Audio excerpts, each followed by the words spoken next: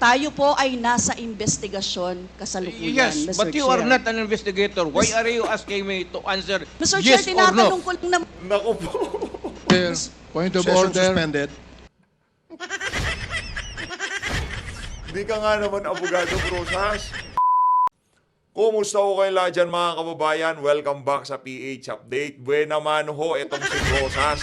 Sinopla ho siya nitong si dating Pangulong Rodrigo Duterte. Paano ba naman ho kasi umaasta ho siyang investigador? Eh, hindi naman ho siya investigador. Pero bago ho yan mga kababayan, isang like at isang subscribe. Masaya na ho tayo dyan.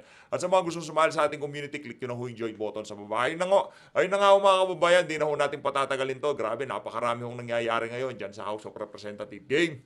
Magsabi ng pagmura siguro kasi sanay po yung nakaraan kahit po sa Senate hearing may mga ganun respeto naman sa atin dito and sana po concise sa pagsagot kung ano lang ang tanong yun din lang ang sagot at mag-defer ng i-defer ang mahahabang explanation kasi nakikita niyo naman, Mr. Chair, madami talagang gustong magtanong ngayon Kaya sana po ganun yung And simple lang naman po yung mga tanong ko. It has to do with kung ano din yung mga sinabi ng dating Pangulo doon sa Senate hearing. Yan, Mr. Chair. First, yung observe decorum. Tapos, syempre, tulad po ng sinabi ni Chairman Abante, hindi po tayo mangingimi na mag-point of order kapag nilabag po itong mga ito. Yun. Now, Mr. Chair, I would like to direct my questions, Mr. Chair, to Rodrigo Duterte. Mr. Chair, noong October 28, sinabi ni dating Pangulong Duterte, under oath, sa harap ng Senado, and I quote, I and I alone take full legal responsibility sa lahat na nagawa ng mga pulis. Pursuant to my order, ako ang managot. At ako ang makulong, wag yung pulis na sumunod sa order ko. No. Ang tanong natin, Mr. Chair, the families of innocent extrajudicial killing victims are present. Yun po yung pinagsalita nyo kanina. So can the former president look them in the eyes and say once more that he takes full legal responsibility for the deaths of their loved ones, Mr. Chair?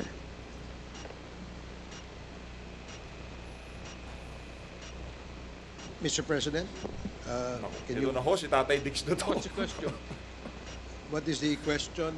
Can you repeat the question? Mr. Chair, sinabi niya po na full responsibility. So, Mr. Chair, totoo ba yan? Correct. Very correct. Since I was a president, and there was this, until now, serious problem about drugs, I had to issue or make a policy statement about drugs. At all that happened, yung nangyari pursuant to my order to stop the drug problem in this country, akin yun. Akin na akin yun. Ako ang nagbigay ng order kasi ginawa nila illegal or legal, akin yun. Thank you, Mr. Chair. I take full responsibility for it. Thank you, Mr. Chair. Yun po yung tanong ko. Yung families of innocent extrajudicial killings, kayo din. File the case in court. Mr. Walang Chair. problema. Nandiyan din ang korte. Yes, Mr. Chair. Second question ko. Responsable kayo kasi polisiyan nyo yon. Kumbaga, tatak Duterte. Dahil polisiyan nyo rin yan, tama ba? Sa Davao. Nung nasa Davao pa kayo. Tama ba na tawagin po itong Davao model or Davao style? Mr. Chair? I cannot control the semantics. Mr. Chair, yes of or the no? metaphor. Davao style. Do not ask me to answer yes or Naku. no. You are not an investigator. Mr. Chair, tayo po ay nasa investigasyon kasalukuyan, Yes, Mr. but you Chair. are not an investigator. Why are you asking me to answer Mr. yes Chair, or no? tinatanong ko lang naman. Naku po. Chair, Point of Session order. suspended. Hindi ka nga naman abogado, Rosas. Hindi ka nga naman investigador. Tanong ka na. Huwag ganon. Magmumukha kayong anga dyan kay Tatay Digong. Paiikot-ikutin lang kayo niya. Kung ganyan mga tanong nyo, nako, kung ako sa inyo, mag-ano na kayo, mag-adjourn na kayo dyan. Tapusin nyo na yan.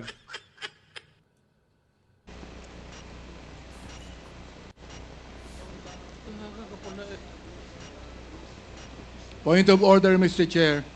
Ano ka, pulis? Point of order, Mr. Chair. Ano yung kapulis? The session is suspended for the meantime, so please, let's take time to calm things down, okay?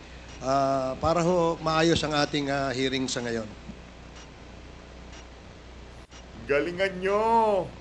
Naku, yan ang nga ba sinasabi natin, ha? Ngayon nandyan na si Tatay Digong, tanggal Hearing is lahat ng resumed. angas nyo. Tuloy. Please proceed, Congresswoman Rosas. Yes, Mr. Chair. Napakasimple lang po ng tanong ko. Tinatanong ko lang po kung yes or no, Davao style ba yung inyong modelo. Mr. Chair, ayaw niya sagutin. So, Mr. Chair, hindi ko maintindihan yon. I'm What is sorry, your personality, Your Honor?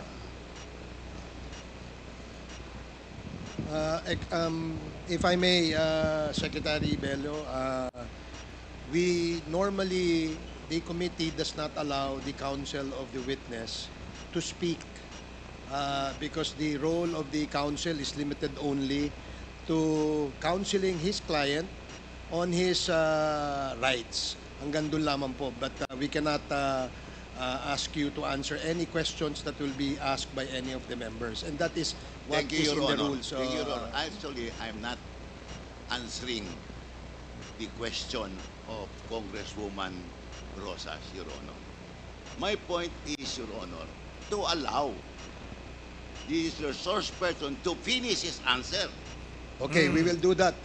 Thank you, Attorney Bello. Naku, nagsalita na ho si Your Bello kasi Thank you. bumabara ho sila eh. Binabara nyo ho yung resource person eh. Hindi nyo pinapatapos nga naman. Naku. Congressman Brosas, maybe it is perhaps the former president would like to elaborate on his answer. We may ask questions that is answerable by yes or no, and as much as possible, we would ask the resource person to say only answer yes or no. But if he wishes to elaborate, and as long as it is germane and related to the answer to your question, we will allow that. But Yes. we will make it very, very short. Yes, Mr. Chair. Pwede namang mag-expound, Mr. Chair. Ang tinatanong ko lang, sa particular question na yon, maaari naman siyang sagutin ng yes or no. And then the explanation, Mr. Chair. Opo, opo. Mr. Do Pres- not control my answer, kung Your Honor. This is not an inquisition.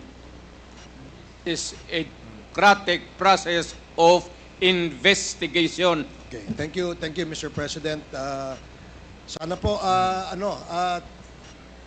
if there are questions that will be propounded by the members, hopefully, medyo kung gusto po natin mag-elaborate, we will allow that, provided that kung maaari po sanang iksian lamang po natin nang sa ganun, malinaw. And for the members who wish to ask questions that are answerable by yes or no, please make the questions very clear para ho masagot po ng yes or no, Your Honors. So I hope para ho maayos yung ating patakbo ng ating hearing sa ngayon. So please proceed, Congresswoman Brosas. Yes, Mr. Chair. Mr. Chair, ang tanong ko, sinasabi nyo rin na ang war on drugs ay talagang utos nyo. Diba? Pag sinabing war on drugs, Duterte yan. Sa inyo, na nadikit yan. Unless, eto po, tanong na pwede nyo i-expound. May iba kayong gustong itawag doon? Meron po ba kayong gustong ibang itawag doon? Wala na po. Sabi ko, I assume full responsibility for whatever happened in the actions taken by the law enforcement agencies of this country to stop the drugs or the serious problem of the drugs affecting our people. Mr. Chair, next question. Nung naging mayor po kayo, sabi nyo naging safe ang Davao. Tama po ba? That would be that should be answered by a third person. I would not be answering that. It would be presumptuous of me to conclude. Hindi ako magsabi. I never said that Davao City was not publicly. Mr. Chair, as mayor, masasabi nyo na naging safe ang Davao sa panahon nyo? Talaga. Kasi Talaga. walang kriminal sa kalye, Talaga. walang snatcher, Walang snatcher. walang akyat bahay, Walang akyat bahay. walang magnanakaw, Walang magnanakaw. walang mamamatay tao. Walang mamatay tao. So yun po lahat? Yes. Oh. So walang mga kriminal o walang insidente ng kriminalidad. Bakit po? Merong mga incident, not totally. It would be a dream of a city not to have any criminal incidents or violence. Pero overall, Davao City was safe. If the test or standard would be that a citizen of the city can walk all over the city and men and children can go home safely, unmolested, undisturbed. That was the standard that I gave to the police of Davao City. Mr. Chair, I would like to ask, no? Hindi ba nagkandamatay sila sa panahon na yon? Marami po. Sino-sino po ang mga pumatay? Wala akong listahan yan, ma'am. We have to go to the... Galing talaga ni tatay dito. Huwag nito. Pambira, oh. Hindi ako, hindi ko bit-bit. Ang bit-bit ko lang ho yung hindi. Mr. Chair, I would like to ask again, no? Sa inyo po, na karanasan, kayo mismo ba pumatay?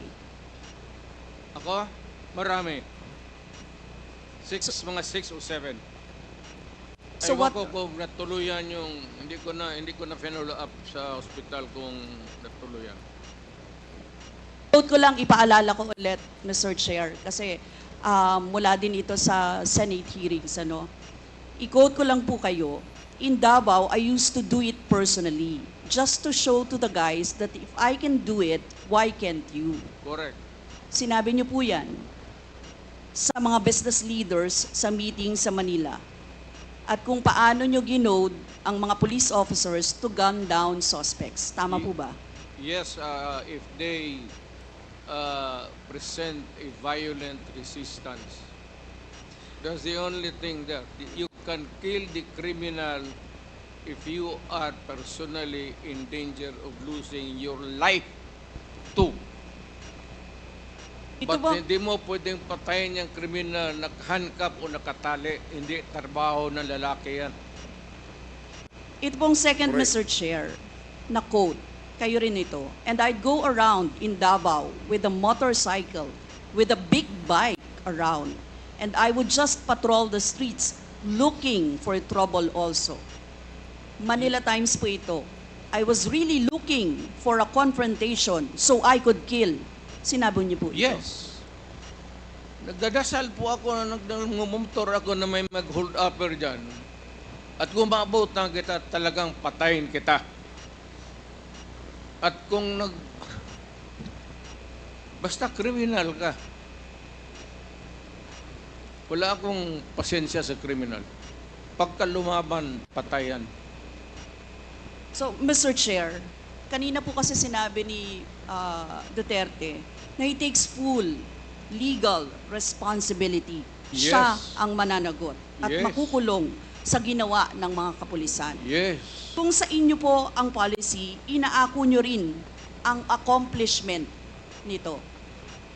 Yung lahat po, kasi kung naaalala ko sa war on drugs, yung mga accomplishment, may nahuli, nagbebenta, gumagamit, gumagawa ng droga. Lahat yan.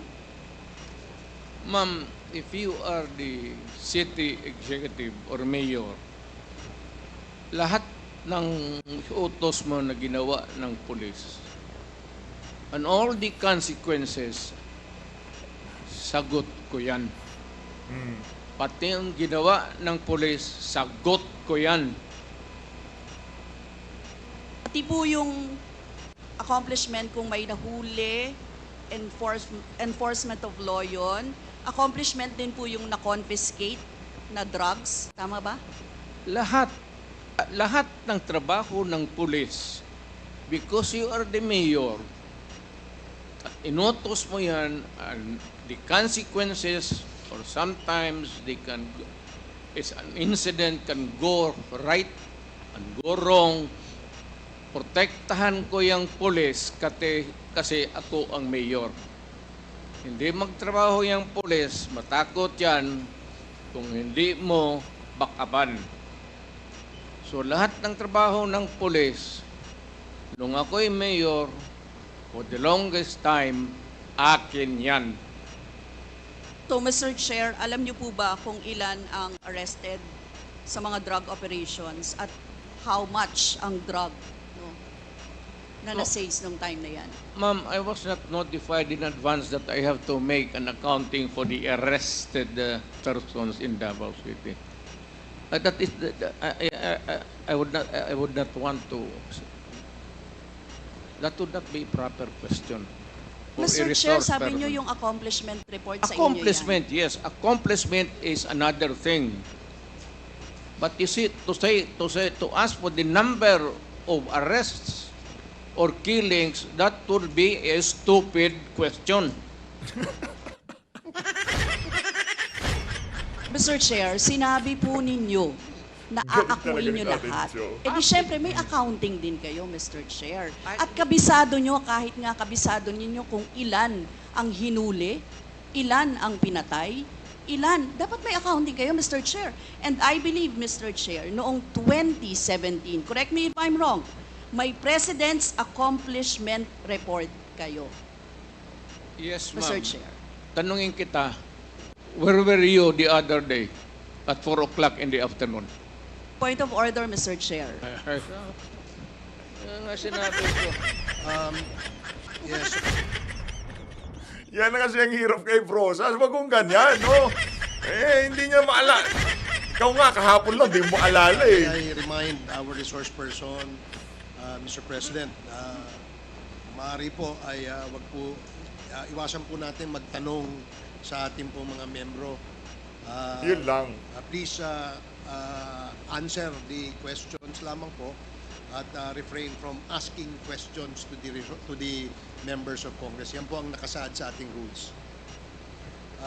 Please continue, Congresswoman Brosas. Thank you, Mr. Chair. I'm sure alam po yan, no, ng former President kasi siya ay naging miyembro din ng Kongreso, Mr. Chair. Yes.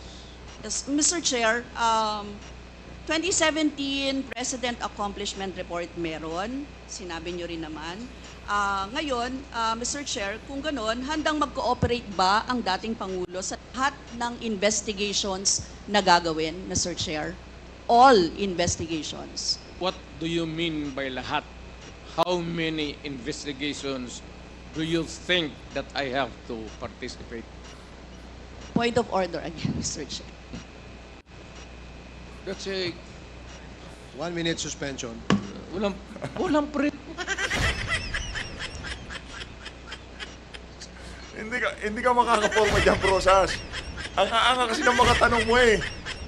Wala kayong mapapala dyan.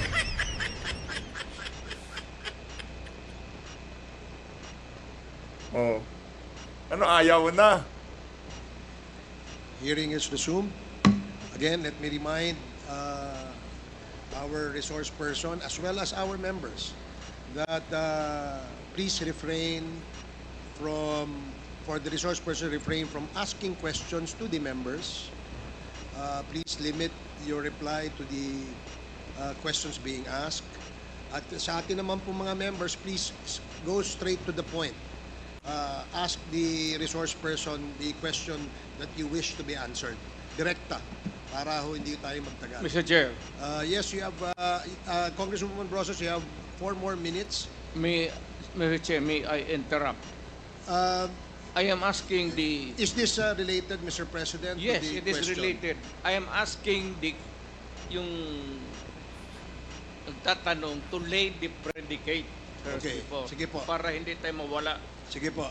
Congresswoman Si Paduano di makaporma, tsaka si Abante, di kasi sila mga abogado. Brosas, I hope you can consider the opinion of the resource person by laying the predicate before you ask the question directly to the former president. Yes, Mr. Chair. Mr. Chair, siguro, tatanong ko na lang diretso, Mr. Chair. Yung former president ba ay willing na mag-cooperate sa investigation sa ICC? Kaugnay dito? ICC, ma'am. I'm asking the ICC to hurry up, and if possible, they can come here and start the investigation tomorrow. This issue has been left hanging for so many years. Matagal, ma'am. Baka mamatay na ako, hindi na nila ako maimbestiga. So, I'm asking the ICC through you na pagpunta na sila dito bukas, umpisahan na nila ang investigation. And if I am found guilty, I will go to prison and rot there for all time. Mr. Chair, balikan ko lang yung isa ko pang tanong, Mr. Chair. Ito sa Senate hearing dito, Mr. Chair. Sinabi ni former President Duterte, encourage the criminals to fight. Encourage them to draw their guns. Yan ang instruction ko. End of quote. And the only way na hindi kayo makulong and to justify the killing is bigyan mo talaga ng panahon na lumaban. Tama po ba? Yan ang sinabi ninyo. Yes, because that would be justified kung lumaban. Yan, kasunod pa lang po yung Ang question ko. utos ko- Ang question ko po ay bakit nyo ine-encourage yung kriminal na lumaban? Para medyo maminus-minus ang problema sa syudad ko. Kung may criminal dito na 50, kung mapatay ninyo yung 30, di 20 na lang, hindi na masyado problema dyan sa akin. Galing.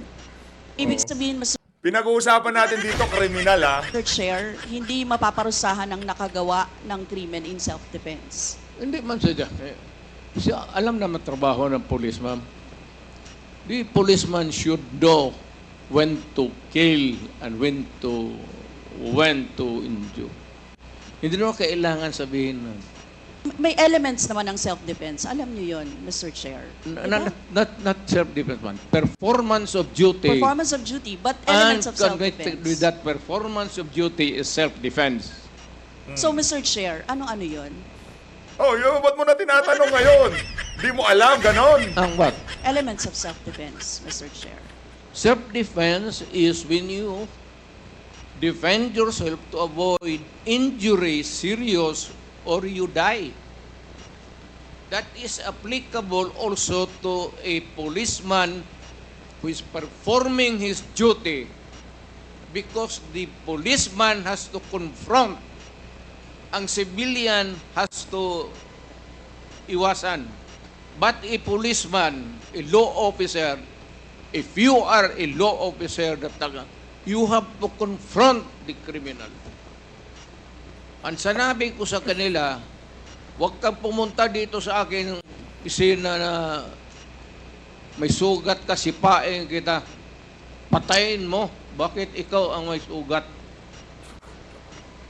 Wala akong Ayos, galing talaga. My language is brutal and raw for criminals. Wala akong pasensya, ma'am. I've been a prosecutor for 9 years. Talagang, sinabi ko, pag hindi na mahinto yan, patayin mo na yan. Huwag mo nang pabalikin niya dito sa opisina ko. Thank you, really Mr. want Chair. to know the truth. Ganon. Last two questions, Congresswoman Rosas. Yes, Mr. Chair. Mr. Chair, gusto ko lang sabihin na sa elements of self-defense, first, dapat unlawful aggression. Second, reasonable necessity of the means employed to prevent Bilis or repel. mag-research, ah. And third, lack of sufficient provocation on the part of the person defending himself. Mr. Chair, now I would like to direct my question to sa victims po. Ayun na nga mga kababayan, wala naman hong kakwenta-kwenta yung mga itatatanong na yan ni Brosas dyan sa mga victim. Abangan nyo mga kababayan, yung susunod na video natin, yung kay Congressman Dan Fernandez, tanong nila, ang dalawa nitong si dating Pangulong Rodrigo Duterte. Maraming salamat, mag-ingat po kayo lahat, mahal natin ng Pilipinas.